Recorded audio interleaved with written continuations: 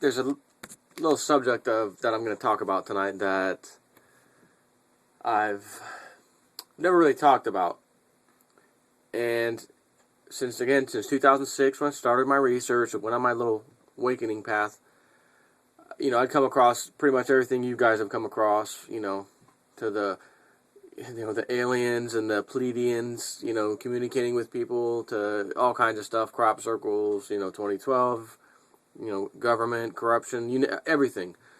And one of the things related to 2012 that I kind of found early on too was this, Nibiru, or the Death Star, or the Destroyer Comet, or the Destroyer Planet, or Planet X. Multiple names for this thing. And I paid attention for a while. Could it be real? I heard about the story in 1983 where they discovered this thing and then they quickly hushed it up, and that was the last I heard of it. Yet there's still, the printed newspaper article that people have shown that had this thing, this planet-sized thing out there that was, NASA had found, and, but that was it. So I'm thinking, okay, if December 21st, 2012 is the date of the return of this thing, right? You'd think over the next few years leading up to 2012, you'd be able to see the damn thing with the naked eye. If it's this giant planet, either the size of Earth or greater than the size of Earth, man, you're going to see that son of a gun. If it's coming close enough to Earth, that's going to cause the axis of the Earth to possibly tilt or mess with the magnetic field or whatever. Unless, of course, this thing is so far out there that you can't necessarily see it with the naked eye as far as like what the moon looks like, but maybe another star appears somehow or something like that. Anyways, I had to write that off after doing a lot of research, never coming anything. Everything was always a dead lead. People would post these pictures and stuff, and Nancy Zeta Talk website, and they'd have different years of photos and dates, and you'd see this little anomaly next to the sun sometimes. It's just like some kind of flare lens thing, going on with the camera at the time. I don't care if you're in the North Pole, the South Pole, right on the equator, the moon's out, the moon's not out, it's perfectly clear. There's never anything else in the sky that you can see that I've come to I had to come to that conclusion. So I had to put that on the back burner and just leave it alone.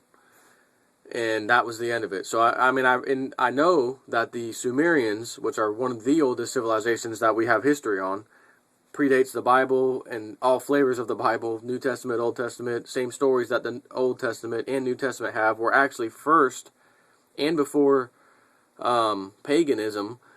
Before that was the Sumerians and their tablets, stone tablets.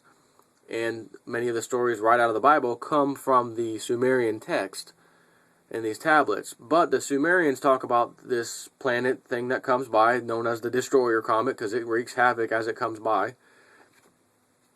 And, some people said that the Mayans said that there's a 3,600 year cycle in which something happens too. Anyways, I haven't really been paying much attention to that for quite a while now, because there's nothing solid ever coming out of that. You just have to, you can't poke it anymore. That's it. So I had to leave that alone. I've always known about it. It's in the back of my mind as being there. Yeah, we could talk about it and we could have a discussion, but, there's no proof yet, right? So, anyways, at one point in time, a few years ago, I bought a book called The Cobran Bible, and interesting read, based on a lot of, ancient stuff, and it, again, talks about this planet and, how it comes around every, I think, 3,600 years or whatever. And it's the Destroyer Planet because it wreaks havoc on all life and our planet and our solar system, according to this book, and again, according to ancient texts. So anyways, that book's been on my shelf now. I can't tell you the last time I even opened it. It's been, probably 3 years, if I had to guess. So anyways, I'm looking at all this information out now, and this new thing that NASA's talking about, this new thing in the sky in the Orion constellation, called, I'm not sure how you pronounce it. It almost looks like Beetlejuice. Like, remember that movie from the early 90s, I think, Beetlejuice? I'm not sure how you pronounce that, but I'm going to call it Beetlejuice just for the hell of it. And there's a guy that brought this to my attention. The website is rabbithole, and then the number 2, rabbithole2.com. And I don't know if some of you may not remember this, but I'm trying to think. I think this happened in 2009. I'm pretty sure, unless it was early 2010. I don't remember. I think it was 2009. There was a phenomenon that happened. Obama was out visiting, India or somewhere with his little entourage, and doing the nonsense thing he does. And during the night, like at 4 or maybe 5 a.m., this weird light in the sky, huge spiral, absolute perfect spiral, and it looked like it was almost beamed from the ground or from somewhere else. Like, it was hard to say, but you could see a light beam and then this gigantic spiral. Now, the interesting thing is that WikiLeaks released some documentation fairly recently that said our president, was in some kind of bunker or safe place when that occurred, because that occurred. So it wasn't just someone playing some kind of joke with this monster light in the sky. He was taken somewhere, and that was according to WikiLeaks. So whatever it was concerning. The official nonsense government story that they told the world, it was a Russian rocket that, spiraled as it took off or something. Okay, right.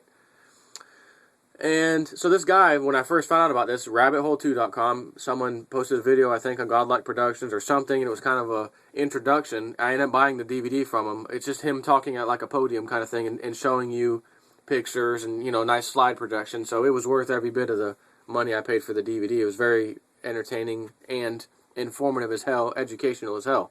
And he goes on to show these really old, like, on the side of a cave that, no civilization's been to, and on an Indian reservation somewhere, multiple places where they have this weird picture, and it's a spiral, just like the one in the sky. And the interesting thing is, associated with all these spirals in different parts of the world, by the way, which go back thousands and thousands of years, possibly a lot longer than that, there's no way they communicated with each other across the world at that time. Yet they drew, kind of like a caveman writings. We see these little stick figures and, things of them chasing buffalo or whatever. Well, in this thing, it's showing this spiral. And next to it, interesting, is sometimes dead fish, dead animals, and dead people. Pretty crude drawings, but clearly, very clearly, you don't have to, wonder, well, is that it kind of looks like a stick figure. You can tell what is what. You can tell what's a fish, what's an animal, what's a person, and they're all dead around this little spiral. So I said, that's kind of interesting. So now all of a sudden we have dead fish, dead birds, no people yet, but large animals are dying, all in a relatively short window of time. And if you think about the spiral, it's only a year ago or so, I don't remember the exact date, but let's say a year and a half. And then shortly after that, we have a fish die off and this and that. That's interesting. And if we're talking about ancient people who were not nowhere near the technical level we are right now, at least the ones who drew this stuff on these cave walls and stuff, there's no way to know when did they make the association with the spiral and these dead fish and dead people. Did they see a spiral a few years in advance and then remembered because they never seen anything like that, and then realized later on hell broke loose on Earth, and let's go write this on the wall to maybe warn anybody else who finds this cave, in the near future. I don't know. But I'm just bringing that up because the same guy, and he did phenomenal homework, by the way. I was very impressed with what he did. Brought a lot to the table in that video. And you may even be able to find it on YouTube or parts of it. I don't know. And I don't know what the title is off the top of my head. So anyways, there's a new update in my email from him. And the title is, Will Nemesis Approach Earth from the Constellation Orion? ? I'm about to, and I'm going to read this word for word from his website. He's got pictures, he's got a couple YouTube videos. One of them is on a show that comes on History Channel called The Nostradamus Effect, where they mention some things that he relates to in here that he thought was quite shockingly interesting, and a shocking coincidence that it was in there too, which I'll get to. But I'm going to link to his site. He's going to get all the credit because he's the one who did this, put 2 and 2 together. And I'm just going to read it to you. So, I'm about to show you something amazing. What you are about to see is either the biggest run of coincidences, not likely, or our nemesis will be coming from Orion. To start out this quest, we are going to have to take a trip in time all the way back to December 30th, 1983.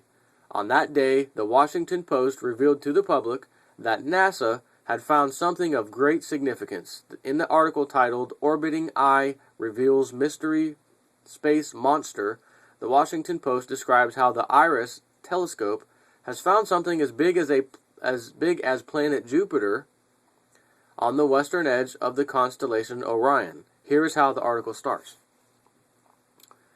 A heavenly body, possibly as large as the giant planet Jupiter and possibly so close to Earth that it would be part of the solar system, has been found in the direction of the constellation Orion by an orbiting telescope aboard the U.S. infrared astronomical satellite.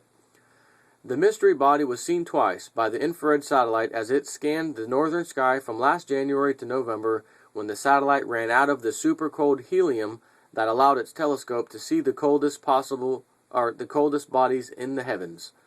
The second observation took place 6 months after the first and suggested the mystery body had not moved from its spot in the sky near the western edge of the constellation Orion in that time. Again, 1983.